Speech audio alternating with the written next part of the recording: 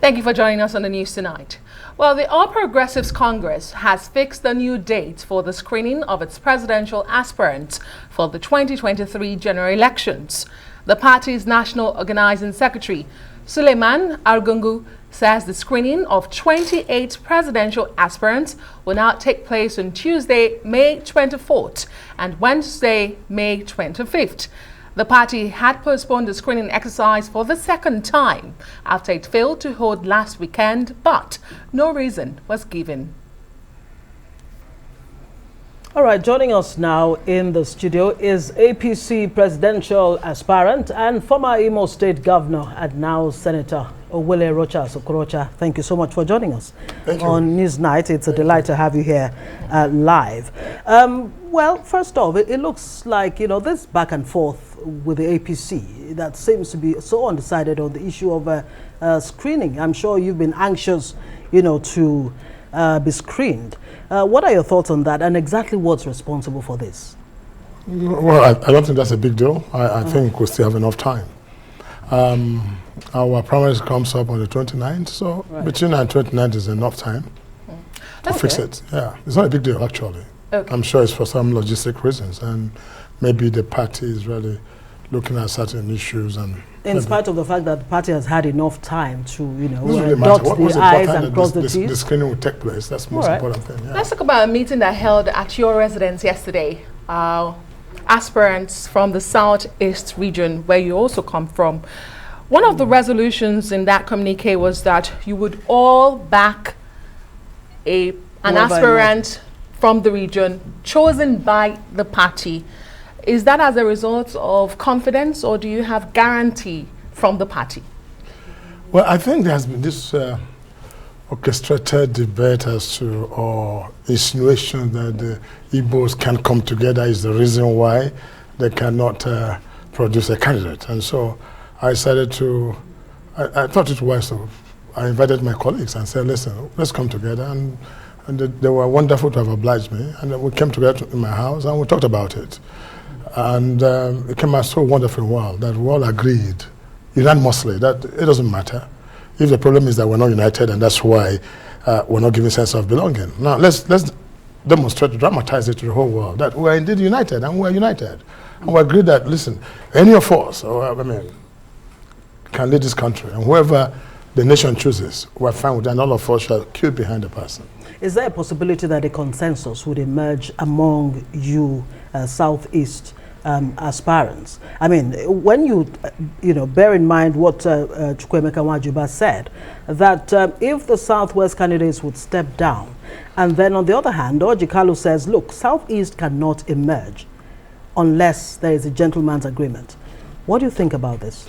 Well, it's neither here nor there. What is important is that consensus. That's the best consensus we've done so far. We did this so far yesterday. To all of us have come together, choose any one of us. We all agree, that's consensus. But if need be, we're going to trim down maybe to 2, and if that's necessary. And as the day goes by within the week, I think we shall be willing to do that. And Nigerians, just to let Nigerians know that if the reason you said he wasn't all qualified, by insinuation that we're not united, here we are, we're united. And any of us who are willing to support any of us. Did any names come up, any possibilities in terms of, okay, look, this, because you guys, after the meeting that you had, the only thing you said is we're all united behind whoever emerges. Yeah. Are there other decisions that came up from that meeting that you but we're likely going to have one more meeting as the days go by to make a final decision as to what plays out, But if, for instance, the party agrees tomorrow that it's going to be for Southeast, there's no need for trimming down. Whoever you like in Southeast, take. Right. So we just want to start with the first point to say, listen, we're from the Southeast. Anyone that comes up is acceptable to all of us. Okay, the question of zoning is still hanging with your party. Your chairman said you have not decided, and we're counting days to your primaries. Should the party choose someone outside of the Southeast region, which is not what your communique has said, would you still back such person? Well, I think equity has done the zoning. It's given. Anyone saying otherwise is dramatizing a political strength to show how powerful he or she is. And I think equity has done the natural zoning. Just like I don't see why my brothers from Southwest will want to attempt for the presidency or South-South if the North is not allowed to do so. Because, listen, the same reason why we're saying it should come to some South to Southeast, the same reason why we say the North should not participate. But that shouldn't even be the issue anymore. I think that is given. Let's talk about the character of person that can lead this country. Let's talk about the quality of the person, who the person is, and can he guarantee national unity? Is he such a person that the nation can trust? Because what is the reason for all this argument about zoning? It's simply fear and mistrust, distrust. People don't believe they can trust somebody. What can he do with power against us? If this nation believes in the quality of person, there's no need. It's a needless. Why do you think there's that distrust, especially for a Southeasterner emerging? Sorry, just before you get to that, because there was something you said. Before we get to the character and the distrust, you said it's a giving and it's equity. But when you look at the list of the aspirants from your party so far, about 25 of you that submitted your forms, it's an open field for everybody. You have people from the North, you have people from Southwest, you have people from Southeast and South-South. So it's not really giving, is it? But let me tell you how it started. When the Southwest first declared, and the South-South said, well, if Southwest can declare, why can't we declare? Southwest, then South-South came in. They did not say, oh, it is about declaring, then we can also declare. That's how the whole story started. But I say it's given because everybody, even you sitting here, will know equity demands that on the tripodial arrangement of this nation, Southeast for God's sake, just for God's sake, not for democratic sake, should be allowed to give a shot at the presidency. And that's what we did yesterday to tell, listen, we have the best of brains that can lead this country. And I tell Nigerians, don't throw away the Igbos. Don't throw them away. Because you might be throwing the future of this country away. You never can tell who will make great this nation, who will change the whole narrative of this nation for good. That's the point I'm making. Right. But above all that, what the people are concerned, I think, what they're looking, look at the character, the person, the antecedent, the track record. And that has always been my pain when I listen to some of your programs. I think I use the opportunity to correct it. You guys need to help democracy in this country. You need to really shape opinion, bring the best for this country. Ask direct questions. What the person. Isn't that why we bring people like yourself? I mean, we have had so many, aspirants from the presidential governorship. But and what I have never had people really emphasize on. Are you blaming the media for what the political parties are doing? No, because it should help. Listen. You are the mad people. You mode opinions. You're trying to teach us our job. No, maybe. No, for instance, let me tell you. If it's America, right now, by this time, 1 week to election, the opinion poll conducted by Arise will have shown who is leading. We have, excuse me, no, wait. Your Excellency, in the last two, in fact, more than that, we have picked each candidate from different parties, including the PDP, the APC, and other parties. We've been doing that. We've been beaming the sunlight on them. It's quite different. To say what exactly are their weaknesses, what are their strengths, what do they bring to the table, what can they do? I'm saying as strong as Arise is. Right. You know it's because America. that's opinion poll. On this bulletin, we have an opinion poll that's going to play. But anyway, you now have about 5,000 delegates or 2,200 delegates from both parties of APC and PDP. What does it take to place and find out the opinion? They begin to shape the opinion. Let's move away from that because we don't have. Whether zoning is key or not key. Oh well, let's move away from that. Now, not too long ago, you actually said you would, try to prevail on Tinubu, about Bola Ahmed Tinubu, former governor of Lagos State and leader of the APC, to stand down or step down for you.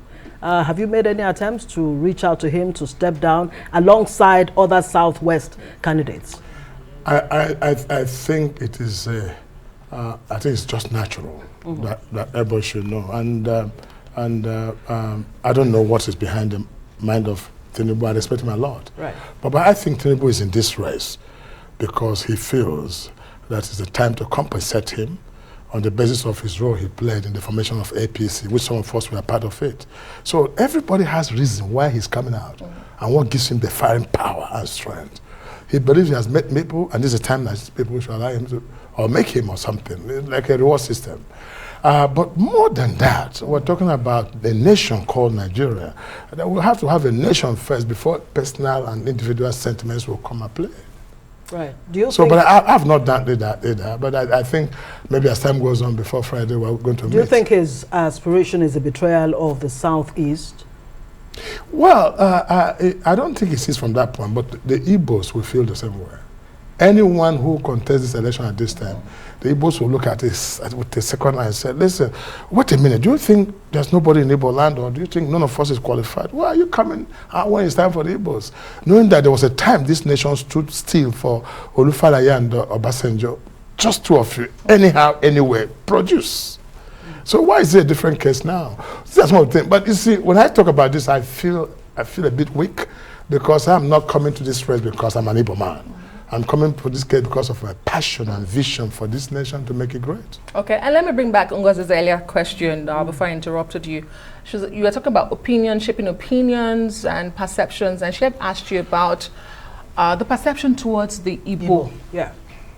The Igbo ethnic group in Nigeria. Why do you think that is so? Yes, why do you think that there's that distrust and you have to do so much opinion shaping? Yeah. Well, people could argue that, for instance, the APC, the Igbos never came out to stand for APC when the time matters. These are some of the reasons being advanced. But some of us were there. I took the risk, information of APC. So you cannot visit a group scene onto an individual or something. So some of them think that, listen, where were the Igbos? Where were counting our numbers? But I tell you that if I was not in APC, there would not have been victory for APC, because during the time of Jonathan, PDP announced 5 million votes from Southeast, close about, or from the entire South. During my time, the same PDP could not make up to 200 or 300,000 votes, because we stopped. Though we didn't win, but we stopped those activities that were practiced in the past, about rigging and all that. So people don't look at success from only the point of view of number of vote cards. You can also look at it from stopping what will have taken place. Let's look at your chances. We've seen aspirants traverse the length and breadth of Nigeria talking to delegates. We haven't seen so much of you doing that. What's your strategy? What are you doing? I'm a veteran in this case. I've run for presidential aspirant 3 times. I think I met one of the most colorful presidential outings in 2001, if you remember, when you see the long vehicles on Rochas. Those days of that kind of politics is gone. I'm not selling myself anymore to Nigerians. What are you selling? I'm not selling because they already know me. What am I trying to tell? They know my character. They know what I stand for, that I stand for unity of this country. They know I will not betray the nation. They know I will not divide this nation. They know I have a compassionate heart for the poor. I can create wealth for this nation. They know I can change the economy. They know my track record. That's what is important. And this nation knows that. So, and it's about the delegate issue at this time. It's not for men campaign. This is what is called one-on-one. And the more you communicate with delegates one-on-one, the more you get. I've spoken to more delegates than any aspirant, one-on-one, than any aspirant has done. And you know what it is? What I get? I get very shocking revelations, sometimes very highly emotional. People either praying or shouting, and some will pick the phone and give to their wife. It's Rochas speaking to me on phone. Some will give their children, some will pray, some will give reason. Listen, if anybody, let me tell you one situation. Once somebody said to me, he said, don't come for any campaign, we don't want you, because we're asking other aspirants, tell us what we have done for the North, why we should vote you. Why are you coming to us now because you want our vote? When Rochas was training our children, thousands of them, where were you? These are questions arising now. That wouldn't have come up if they didn't.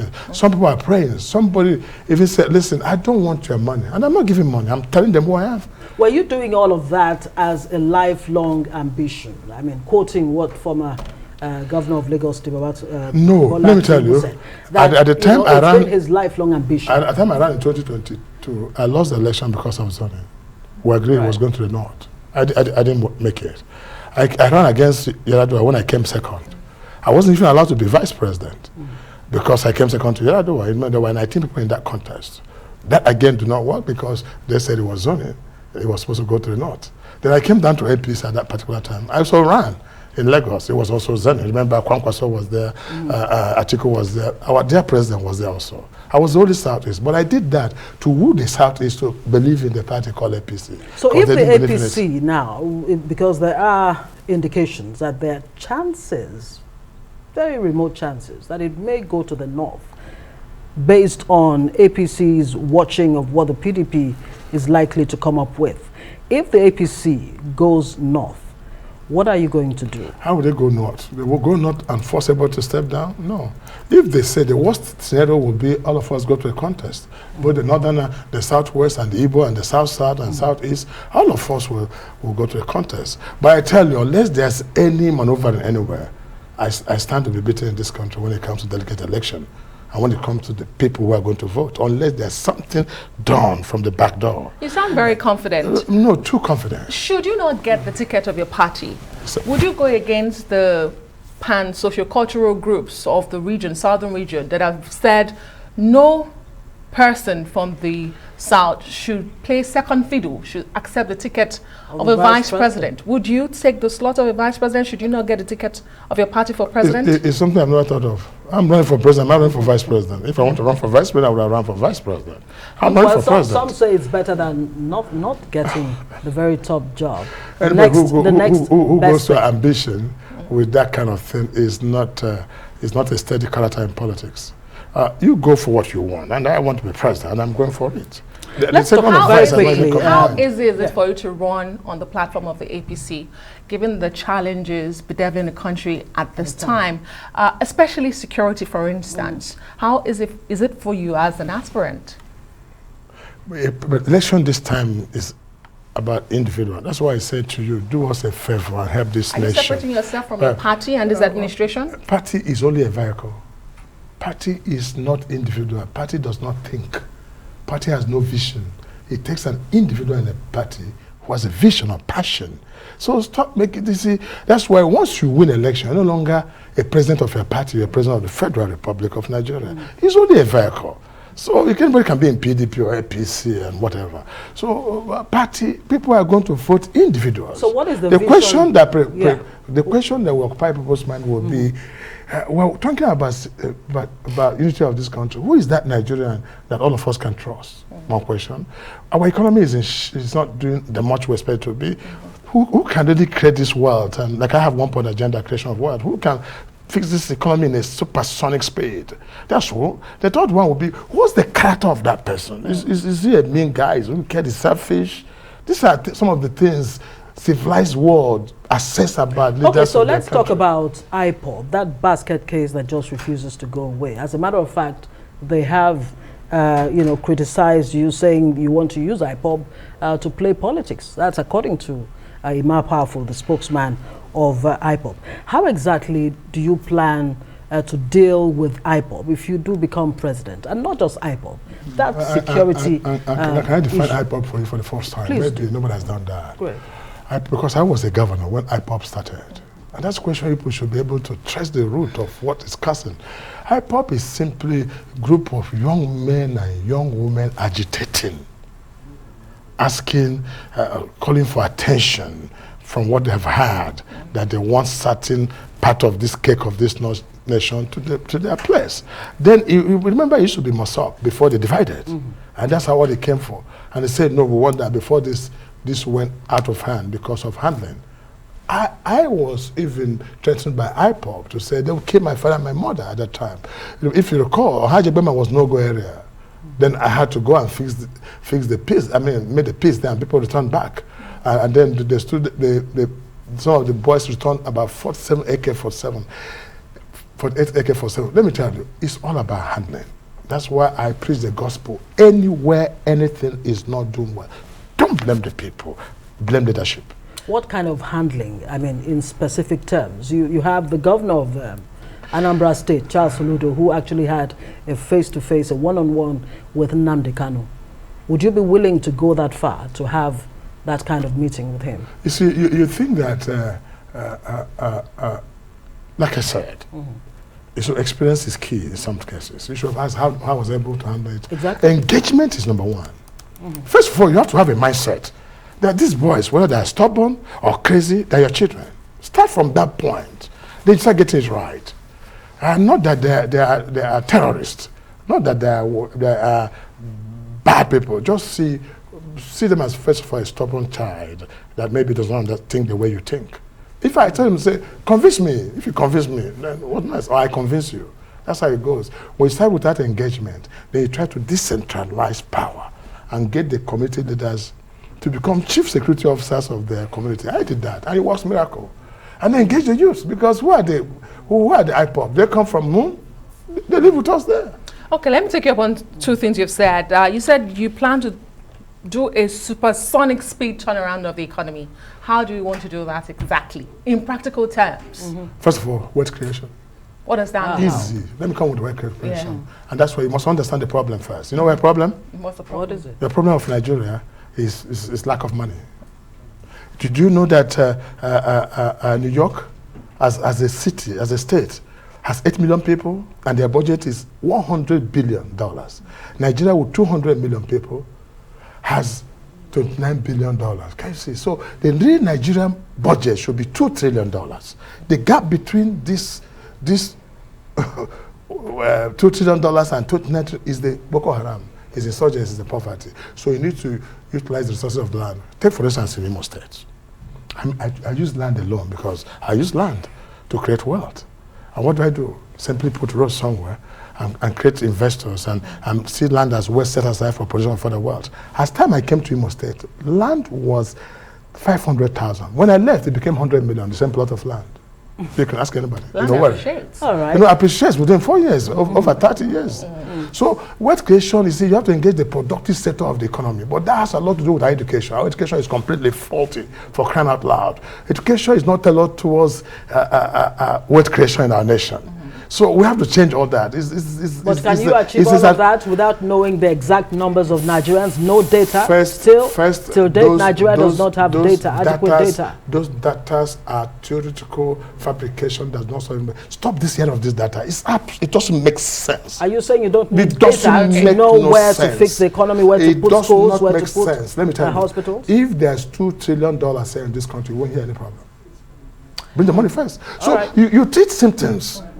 Not disease. That's why he said, oh, poverty rate is this, and unemployment is this, and mortality rate, and all that. You still keep it focused, and you're clapping here. You're clapping for nothing. You're clapping for symptoms, not disease. Okay. Create wealth. Unfortunately, and fix the nation. That I would do. Unfortunately, we have to go. Right. You said political parties are vehicle. We wonder if we'll see Rochas Okorocha on another vehicle if the APC doesn't work out, but we have to go. No, I'm not saying I'm going to another vehicle. You just said that. I'm just saying, thank you so much. We wish you the best. Thank you. With your that's your problem. endeavor.